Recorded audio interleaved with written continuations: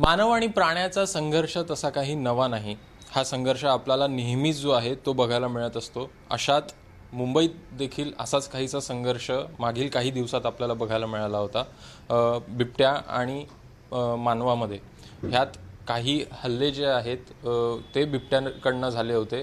अशात हा संघर्ष टोकाला नाही जावा यासाठी वनविभागाकडनं काही उपाययोजना देखील करण्यात आलेल्या होत्या.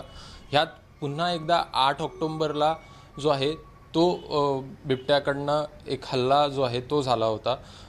अशात हा संघर्ष कितपत टोकाला जात असतो, काय उपाययोजना वनविभागाकडनं केल्या जात असतात आणि बिबट्याच्या हिशोबाने बघायचं झालं तर बिबट्याला सुखरूप यातनं बाहेर काढण्यासाठी वनविभाग काय करत आहे या संदर्भात आपण आता ज्या ACF आहेत म्हणजे सहाय्यक वनसंरक्षक गिरिजा देसाई पाटील आपल्यासोबत आहेत. आपण त्यांच्याशी या संदर्भात बातचीत करूया.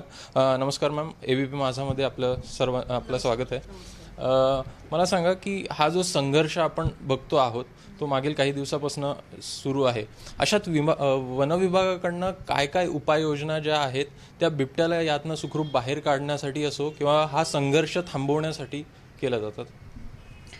आता बेसिकली काय आहे की हा जो आरे कॉलनीचा पॅच आहे हा संजय गांधी नॅशनल पार्कला लागून आहे आणि नॅशनल पार्कच्या पेरिफेरीपासून म्हणजे तिथून दिंडोशी म्हाडा कॉलनी असो, आरे कॉलनी असो, फिल्म सिटी असो, हे असे पॅचेस आहेत आणि हे सगळे फॉरेस्ट लाईक पॅचेस आहेत जे वर्षोनवर्ष तिथलं व्हेजिटेशन हे फॉरेस्ट लाईक व्हेजिटेशन आहे.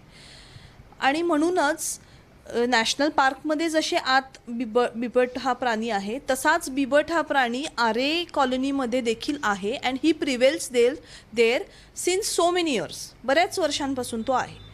आता तिथे काही ह्युमन सिव्हिलायझेशन्स पण आहेत, ह्युमन सेटलमेंट्स आहेत, 27 बेसिकली आदिवासी पाडे आहेत आणि आता ते अजून तिथे ग्रोथ होत निघालेली आहे. तर हा जो मानव वन्यजीव संघर्ष आपण म्हणतो तर हा तिथे आरेमध्ये आत्ताच लेपर्ड अटॅक सुरू झाले किंवा अचानकच सुरू झाले असं नाही आहे.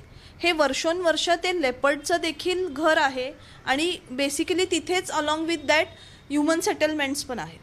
त्याच्यामुळे ही एक जी कॉन्सेप्ट आहे की लिव्हिंग विथ लेपर्ड्स, हे आरे कॉलनीचे तिथले रहिवासी हे वर्षोनवर्ष हे they are living with leopards या कॉन्सेप्टमध्येच ते तिथे राहतात. तर वनविभागाचे अतिशय हा मानव वन्यजीव संघर्ष कमीत कमी व्हावा, लेपर्डकडून कधी अटॅक होऊ नये, तिथले कॉमनर्सना एक स्पेसिफिक SOP वनविभागाकडून दिली जाते.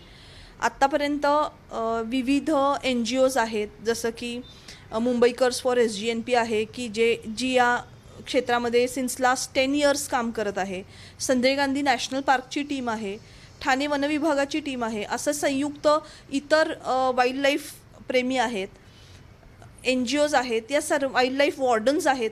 या सर्वांच्या संयुक्त प्रयत्नांनी जनजागृती कार्यक्रम तिथं घेतले जातात आणि आजपर्यंत हजारोच्या संख्येने जनजागृती कार्यक्रम तिथं घेतले गेलेले आहेत की जर आपण बिबट या प्राण्याबरोबर त्याच्या सहवासात राहतो, बिबट्याच्या सहवासात आहोत तर आपण कशा प्रकारे आपली लाईफस्टाईल असली पाहिजे. बिकॉज बिबट हा वाईल्ड आहे, त्याला कुठली भिंत माहिती आहे का हो, किंवा त्याला हे माहिती आहे का की मी एका स्पेसिफिक वॉलच्या पलीकडे जायचं नाही आहे, ही माझी प्रॉपर्टी नाही आहे, ही ह्युमन्सची प्रॉपर्टी आहे, this is not my place, मी या जागेत. बिबट्याला there are no walls for wild ॲनिमल्सना देर आर नो वॉल्स. हे आपण सगळ्या ह्युमन्सनी बनवलेल्या या गोष्टी आहेत की specific property belongs to us, मग तिथून पुढे आपण ट्रेसपासिंग करायचं नाही किंवा इथून पुढे आपण जायचं नाही. वन्य प्राण्यांना there are no walls for them. तर हे जे सर्वसामान्यांना ही कॉन्सेप्ट त्यांच्या मनामध्ये रुजवणे, त्यांना वाईल्ड लाईफचा इम्पॉर्टन्स सांगणे किंवा सर्वसामान्यांना असं वाटतं की बिबट आहे तो वनविभागाचा आहे, तुम्ही घ्या त्याला उचलून घेऊन जावा, किंवा बेसिकलीच भीती असते. तर ही सगळी भीती मोडण्यासाठी आणि त्याच्या सहवासात कसं दोघेही बॅलन्समध्ये राहतील आणि हा मानव वन्यजीव संघर्ष कसा कमी येईल याचा पुरेपूर आम्ही जनजागृती कार्यक्रम घेऊन वगैरे हा अवेअरनेस सेशन्स आम्ही करत राहतो. पण यामध्ये मॅम आता आरेमधला काही जो क्षेत्र आहे तो जंगल म्हणजे SGNP मध्ये समावेश होणार असल्याची माहिती होती. तर याच्या यांनी बिबट्याला कितपत फायदा होऊ शकेल की जर का तो संरक्षित क्षेत्र म्हणजे रिझर्व्ह फॉरेस्टमध्ये जर का तो एरिया आल्यानंतर बिबट्याला कितपत त्याचा फायदा होईल? फॉरेस्ट तिथे डिक्लेअर झाल्यानंतर डेफिनेटली तिथला लेपर्ड्सचा जो रहिवासाचा जो एरिया आहे तो नक्कीच प्रोटेक्ट होणार आहे. आणि त्याच्यामुळे ॲक्च्युली असं पण होईल की तिथं नवीन ज्या डेव्हलपमेंट्स आहेत ज्याच्यामुळे त्याच्या अधिवासाचा जो ऱ्हास होत निघालेला आहे तो कमी होईल. साधारणतः आपण बघतो की मोठा संघर्ष जो आहे तो मागील काही दिवसात झाला होता. त्यानंतर मग तुम्ही एका बिबट्याला जो आहे तो जेरबंद झाला होता.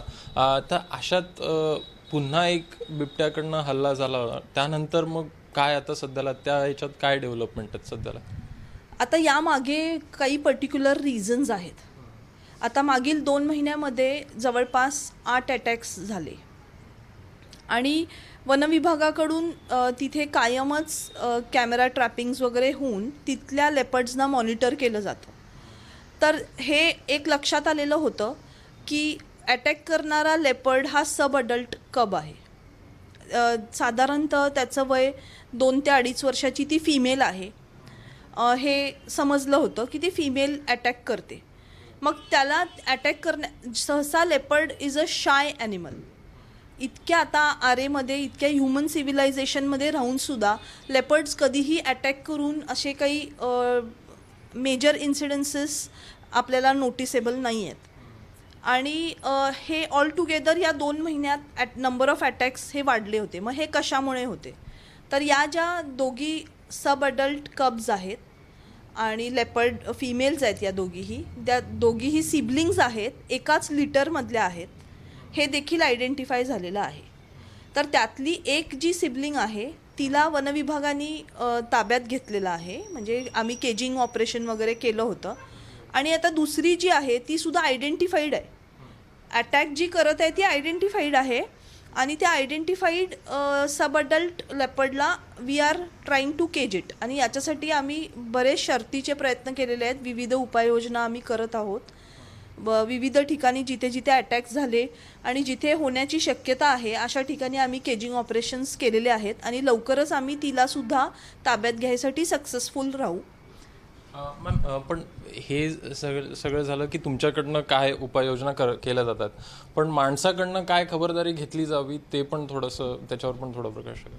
अतिशय सुंदर प्रश्न आहे हा. कारण का मला हा कन्वे करायचाच होता.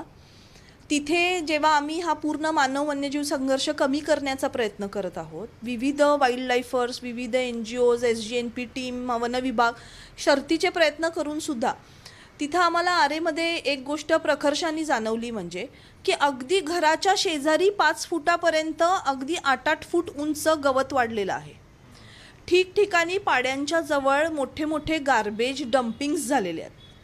त्या गार्बेज डम्पिंग्सवर स्ट्रे डॉग्स फीड करतात. तिथं पिगरीज आहेत, इल्लिगल पिगरीज आहेत. मग जेव्हा आपण इतका ओपन प्रे बेस लेपर्डसाठी तयार करतो तर तो लेपर्ड डेफिनेटली त्या प्रेच्या अट्रॅक्शननी तुमच्या जवळ येणारच आहे. वारंवार जेव्हा आम्ही जनजागृतीमध्ये हे सांगतो की तुमच्या घराच्या समोर लाईट असला पाहिजे, जो की रात्रभर तो लाईट दिवा पाहिजे, जास्तीत जास्त प्रकाश पाहिजे. तुमच्या जिथं रहिवास आहे रहिवासाच्या जवळ गार्बेज डम्पिंग हे नसलं पाहिजे. प्रचंड प्रमाणात प्रत्येक पाड्यामध्ये पिगरीज आढळल्या आणि ह्या पिगरीजमुळं, स्ट्रे डॉग्समुळं लेपर्ड हा तिथे अट्रॅक्ट होणार आणि मग तो मानव वन्यजीव संघर्ष वाढण्याची जास्त शक्यता आहे.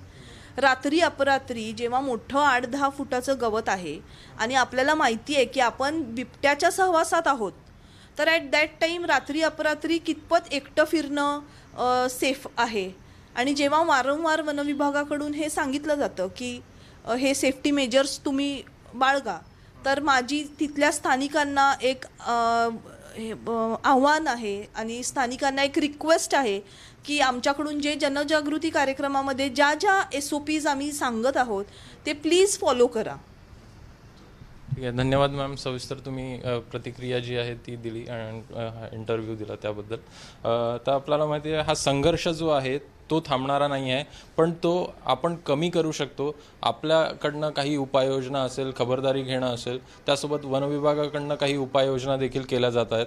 तुम्हाला जर आरे हवं आहे, आरेचं जंगल हवं आहे, तर त्या जंगलासोबत हा बिबट्या पण येणारच. त्यामुळे हा संघर्ष हा नवा नसला तरी तो कमी जो आहे तो केला जाऊ शकतो. कॅमेरामॅन अनिल पवारसह अभिषेक मुठाळ, ABP माझा, ठाणे. एबीपी माझा, उघडा डोळे बघा नीट.